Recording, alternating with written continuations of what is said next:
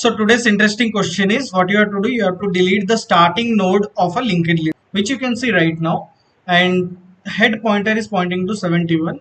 What the interviewer needs is the head pointer should point to 90. Means the linked list should be 90, 20, 17 and 65. Okay. So for that, as you know the head, you simply need to point the head to be heads next. Okay. So you detach this point and now this becomes the head, which is very simple. Let me show you the implementation. You will understand it. So this is the code what I have written here. You can see insert at the start I have written so that I can create a linked list at the start. So I can show you the deletion. Here I am inserting 10, 20, 30. So linked list will be 30, then 20, then 10 because I'm inserting at the start. So the function which we are talking about is delete at start.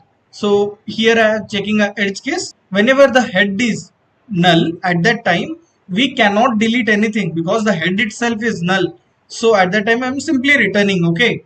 And if that is not the case, I'm simply changing the head to heads next, okay, because we have to remove the first element. This is the very simple approach. I know you can easily understand. And here I am calling that function, okay, and then I am printing it. So let me run it to prove you. Here you can see initial is 30, 20, 10 and then null.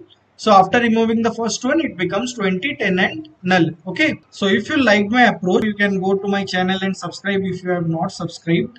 And like this video, share with your friends who are preparing for their interviews, and you can see a complete playlist I have prepared.